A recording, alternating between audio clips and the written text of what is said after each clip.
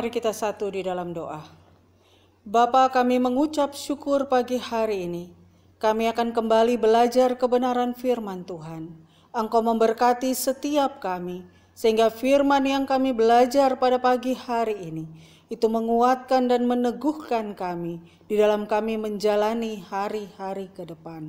Di dalam nama Tuhan Yesus, kami berdoa dan kami sambut firman Tuhan. Amin. Bapak, Ibu, saudara-saudara kekasih di dalam Tuhan Yesus Kristus. Beberapa minggu yang lalu kita telah sama-sama belajar bahwa kehidupan kita sangat berharga di mata Tuhan. Dalam Matius pasal yang ke-10 ayatnya yang ke-31. Engkau lebih berharga dibandingkan dengan burung pipit. Bapak, Ibu, saudara-saudara kekasih, karena hidupmu begitu berharga di hadapan Tuhan, sehingga Allah memberikan manusia sebagai ganti nyawamu. Dalam Yesaya 43 ayatnya yang keempat. Pagi hari ini mari kita membuka kebenaran firman Tuhan yang terdapat di dalam 2 Samuel, pasalnya yang ke-22, ayatnya yang pertama sampai dengan ayatnya yang ke-20. 2 Samuel 22 ayatnya yang pertama sampai dengan ayatnya yang ke-20. Bapak, Ibu, saudara-saudara kekasih di dalam Tuhan Yesus Kristus. Kita akan sama-sama belajar pada pagi hari ini. Bagaimana seharusnya kita merespon penghargaan, nilai yang Allah berikan di dalam kehidupan kita. Bahwa hidup kita berharga di mata Tuhan. Kita belajar dari seorang Daud. Pada pagi hari ini kita belajar dari seorang Raja Daud. Bagaimana dia merespon akan penghargaan, akan nilai yang Allah berikan kepada dia. Yang pertama kita mau sama-sama belajar dari kebenaran firman Tuhan. Respon yang ditunjukkan Daud. Daud percaya kehadiran Allah di hidupnya. Daud percaya bahwa Allah ada di dalam setiap kehidupannya. Allah campur tangan di dalam kehidupannya. Daud percaya. Tetapi Daud juga mempercayakan hidupnya kepada Tuhan. Dia tidak sekedar percaya bahwa Tuhan ada di tengah-tengah dia. Tetapi dia juga mempercayakan, dia menyerahkan hidupnya di dalam Tuhan. Ayatnya yang ke-7 dia berkata, ketika aku dalam kesesakan aku berseru kepada Tuhan, kepada Allahku aku berseru dan ia mendengar suaraku dari baitnya. Teriak minta tolong masuk ke telinganya. Bapak, Ibu, saudara kekasih di dalam Tuhan. Dalam kesesakan Daud berseru kepada Tuhan dan Allah bertindak untuk menyatakan perbuatan-perbuatannya. Perbuatan Allah dapat kita lihat pada ayat yang ke-8 sampai dengan ayatnya yang ke-16. Bapak, Ibu, kekasih-kekasih Kristus. Kita sendiri tahu dan kita membaca lewat kebenaran firman Tuhan. Bahwa dalam perjalanan kehidupan Daud, Daud selalu diperhadapkan dengan kesukaran dan kesulitan. Daud hidup dalam pelarian. Daud hidup dikejar-kejar oleh musuhnya. Bahkan nyawanya seringkali mengalami ancaman. Ayatnya yang ke-5 sampai dengan ayatnya yang ke-6 berbunyi. Sesungguhnya gelora-gelora maut telah mengelilingi aku, banjir-banjir jahanam telah menimpa aku, tali-tali dunia orang mati telah membelit aku, perangkap-perangkap maut terpasang di depanku. Bapak, Ibu, saudara kekasih di dalam Tuhan. Hidup Daud senantiasa terancam. Hidup Daud jauh dari yang namanya aman.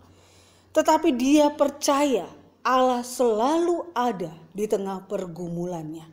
Dia mempercayakan, dia tidak sekedar percaya Allah ada, tetapi dia meletakkan, dia mempercayakan, dia memberikan dirinya kepada Allah. Sehingga ketika dia menghadapi berbagai tantangan, yang dia lakukan adalah ketika aku dalam kesesakan, aku berseru kepada Allahku. Dia mendengar suaraku. Bapak, Ibu, Saudara kekasih di dalam Tuhan Yesus Kristus.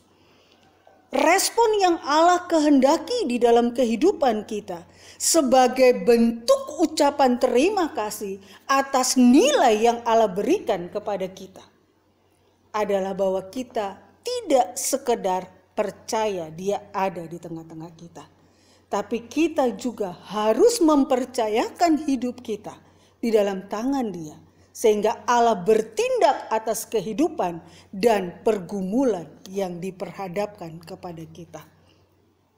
Bapak, Ibu, Saudara-saudara kekasih di dalam Tuhan, hal yang kedua yang kita belajar pada pagi hari ini melalui kebenaran firman Tuhan, Daud menjadikan respon yang Daud tunjukkan bahwa Allah begitu memandang Daud berharga, begitu Allah memandang Daud begitu istimewa. Respon Daud adalah dia menjadikan Allah di dalam Kristus itu sebagai sandaran kehidupannya. Dia menjadikan Allah di dalam Kristus sebagai sandaran hidupnya. Ayat yang ke-19. Mereka menghadang aku pada hari sialku, tetapi Tuhan adalah sandaran bagiku. Ketika ketika kesukaran datang bertubi-tubi dalam kehidupan seorang Raja Daud. Raja Daud tidak lari kepada manusia, tetapi dia datang kepada Allah. Dia datang kepada sandaran hidup satu-satunya. Dia percaya bahwa Yesus itu, Allah itu adalah sandaran hidupnya. Karena hanya Allah yang mampu melepaskan Daud dari berbagai kesukaran hidupnya. Bahkan hanya Allah yang mampu meluputkan Daud dari maut yang membelit hidupnya. Bapak, Ibu, Saudara kekasih di dalam Tuhan, Daud menjadikan Tuhan sandaran kehidupannya. Dia berkata pada ayat yang kedua sampai dengan ayatnya yang ketiga, "Ya Tuhan, bukit batuku, kubu pertahananku dan penyelamatku, Allahku, gunung batu tempat aku berlindung." Bapak, Ibu, Saudara kekasih di dalam Tuhan, tidak ada yang sedahsyat, tidak ada yang bisa seperti yang dilakukan Allah di dalam Kristus Yesus. Sehingga Daud mau mengajarkan kepada kita, jadikanlah Allah di dalam Kristus sebagai sandaran hidupmu. Itulah bentuk respon kita. Itulah bentuk respon yang dikehendaki Allah di dalam hidup kita. Dia yang telah menghargai kita. Dia yang telah memberi nilai dalam kehidupan kita. Yang dia minta, jadikanlah dia sandaran hidupmu. Hal yang ketiga kita belajar dari kehidupan seorang Raja Daud. Yang ketiga, di ayatnya yang ke-20 kita dapat melihat bagaimana Daud melakukan, bagaimana Daud merespon apa yang diperhadapkan dengan dia. Ia membawa aku keluar ke tempat lapang. Ia menyelamatkan aku karena ia berkenan kepadaku.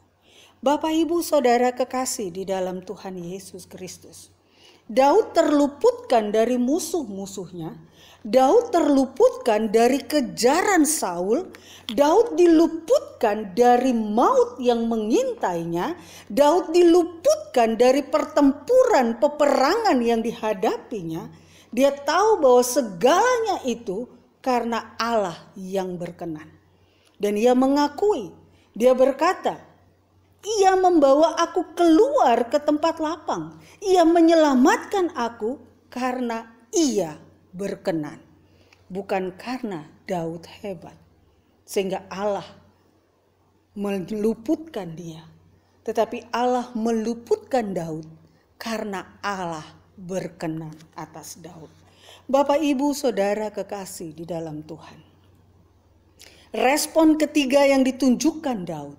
Daud mengakui semua yang diperoleh hanya karena Allah berkenan memberikan kepadanya. Bahwa Allah berkenan atas dirinya sehingga Allah meluputkan dia. Bapak Ibu Saudara kekasih di dalam Tuhan, Daud mengakui keberadaan dan peranan Allah di dalam hidupnya. Yang Daud lakukan, dia menaikkan ucapan syukur dan puji-pujian kepada Allahnya. Yang dapat kita baca di sepanjang 2 Samuel pasal 22. Ayatnya yang pertama sampai dengan ayatnya yang ke-51. Bapak Ibu Saudara kekasih di dalam Tuhan, Daud mengakui bahwa Allah berkenan atas hidupnya, bahwa Allah mau menjangkau dia. Dikatakan ayat 17, ia menjangkau dari tempat tinggi mengambil aku. Itu semua Allah lakukan karena Allah berkenan terhadap Daud. Ia melepaskan aku dari musuhku yang gagah, dari orang-orang yang membenci aku. Itu semua Allah lakukan karena Allah berkenan terhadap Daud, bukan karena kehebatan Daud. Dikatakan ayat yang ke-19, mereka menghadang aku pada hari sialku, tetapi Tuhan adalah sandaranku. Tuhan adalah pelindungku. Tuhan adalah penopangku, dikatakan oleh Daud. Itu pun Allah lakukan karena Allah berkenan terhadap Daud. Bapak Ibu Saudara kekasih, bahkan ayat yang ke-20 dia berkata, ia membawa aku keluar ke tempat lapang, ia menyelamatkan aku karena ia berkenan kepadaku. Karena Allah berkenan, bukan karena Daud hebat.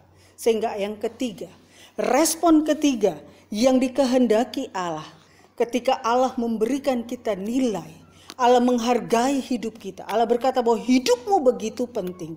Yang ketiga yang harus kita lakukan adalah akui segala sesuatu yang kita dapatkan. Segala sesuatu yang bisa kita lampaui itu hanya karena Allah berkenan memberikannya kepada kita. Sebagai kesimpulan bagi kita pada pagi hari ini, yang harus menjadi respon kita terhadap penghargaan yang Allah berikan kepada kita. Yang pertama, percayai Allah. Dia ada di tengah-tengah kita. Dia bertindak di dalam hidup kita. Dia melindungi kehidupan kita. Tetapi juga percayakanlah diri kita sepenuhnya kepada Allah. Daud memberi contoh bahwa dia percaya Allah ada, Allah terlibat dalam hidupnya, dan ia juga meletakkan hidupnya kepada Allah dengan dia berseru dan bertindak sesuai dengan kehendak Allah, bukan bertindak atas kehendaknya. Dapat kita lihat satu contoh di dalam 2 Samuel 21 ayat 15 sampai dengan ayatnya yang ke-17. Ketika terjadi lagi peperangan antara orang Filistin dan orang Israel, maka berangkatlah Daud bersama-sama dengan orang-orangnya, lalu berperang melawan orang Filistin, sampai Daud menjadi letih dan lesu. Ayatnya yang ke-17.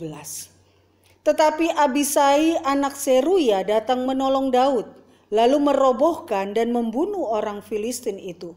Pada waktu itu orang-orang Daud memohon dengan sangat kepadanya, kata mereka, jangan lagi engkau maju berperang bersama-sama dengan kami, supaya keturunan Israel jangan punah bersama-sama dengan engkau.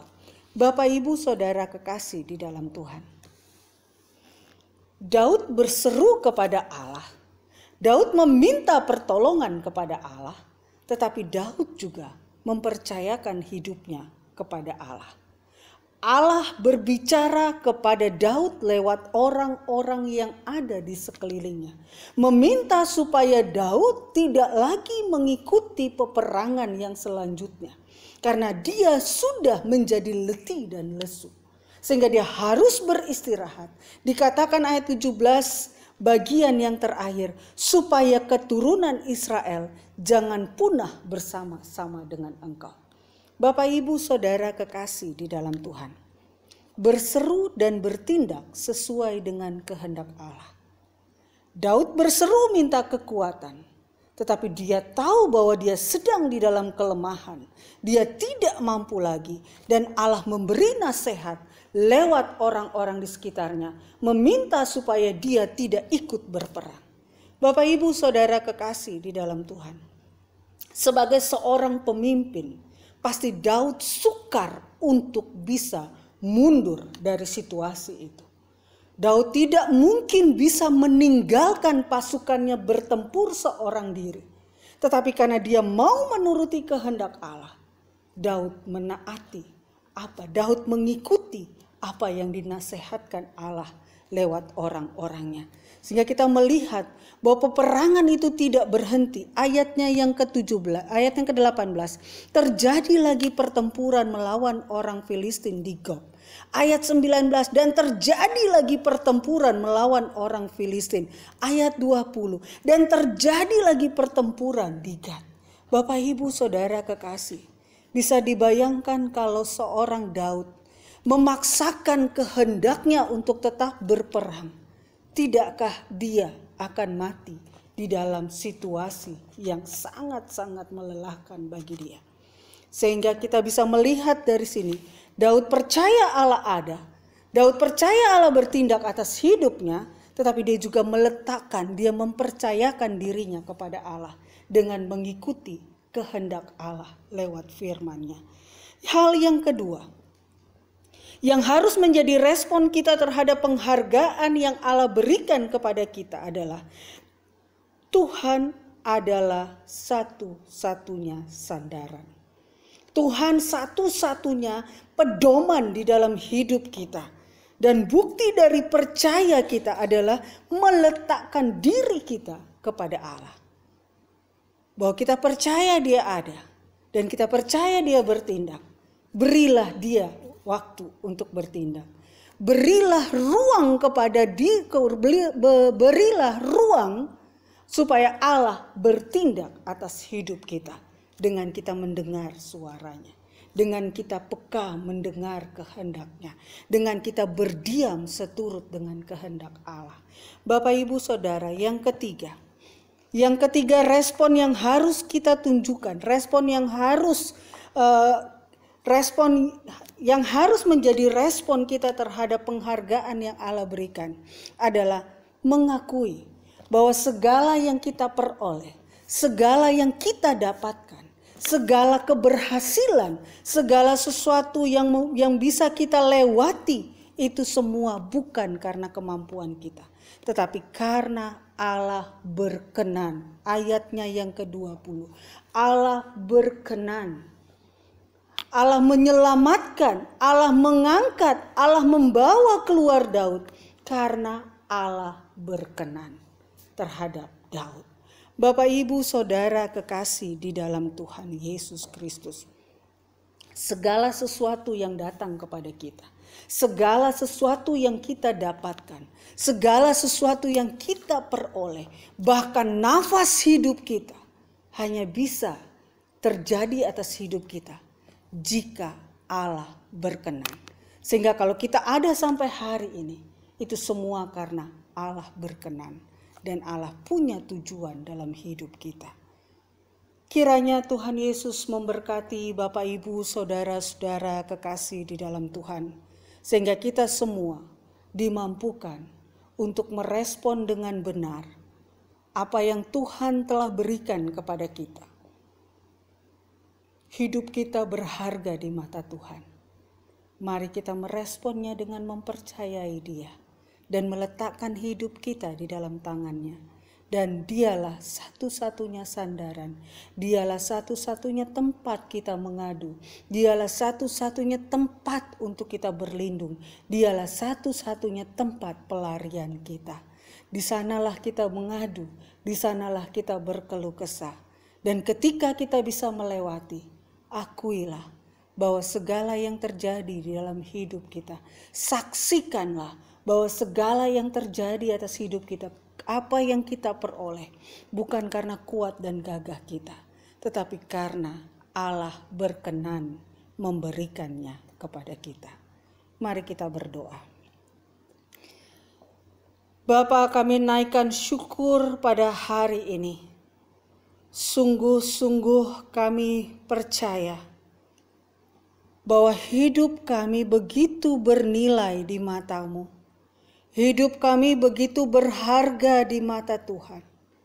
Dan mampukan kami untuk bisa merespon akan kasih Tuhan di dalam hidup kami. Dengan sungguh-sungguh percaya dan menyerahkan diri kami ke dalam tangan-Mu. Dan hanya Engkau satu-satunya Tuhan di dalam hidup kami. Dan segala yang kami dapatkan pada hari-hari ini maupun hari-hari yang lampau, bahkan hari-hari yang ada di depan, semua karena Allah berkenan memberikan kepada kami. Berkati setiap jemaat Tuhan dalam usaha-usaha pekerjaan mereka. Berkati kesehatan, berkati rumah tangga mereka, berkati anak-anak mereka dalam tumbuh kembang dan pendidikan mereka masing-masing. Sehingga setiap keluarga akan menjadi saksi-saksi Tuhan yang hidup, yang bisa menceritakan kebaikan dan kedahsyatan Tuhan di dalam hidup mereka. Terima kasih Bapa. Pagi hari ini kami tetap mau satukan hati kami, memohon berkat bagi bangsa kami. Kami mohon berkat atas pemimpin-pemimpin bangsa kami. Kami mohon berkat atas setiap tenaga-tenaga medis di rumah-rumah sakit. Kami mohonkan kesembuhan bagi setiap pasien-pasien yang saat ini tergeletak di rumah-rumah sakit. Kami mohonkan kekuatan bagi aparat keamanan dalam mengamankan negeri kami, dalam menjaga kesatuan bangsa kami. Kami mohonkan perlindungan yang daripada Tuhan. Kami mohon juga Bapa, beri kami hati yang lembut sebagai masyarakat bangsa Indonesia, untuk kami boleh patuh terhadap setiap himbauan, setiap peraturan yang dibuat, yang disampaikan oleh pemimpin bangsa kami.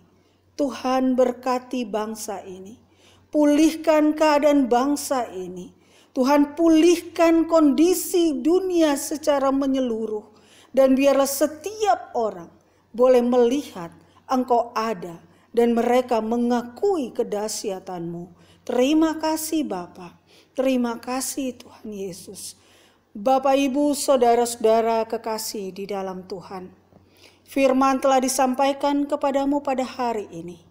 Pulang dan lakukanlah kebenaran firman Tuhan yang engkau dengar. Kuatkan dan teguhkanlah hatimu. Saya mengundang jemaat Tuhan bangkit berdiri. Arahkanlah hatimu dan terimalah berkat Tuhan. Tuhan memberkati engkau dan melindungi engkau. Tuhan menyinari engkau dengan wajah-Nya dan memberi engkau kasih karunia. Tuhan menghadapkan wajah-Nya kepadamu dan memberi engkau damai sejahtera dari saat ini sampai selama-lamanya. Amin. Selamat hari Minggu, Tuhan Yesus memberkati.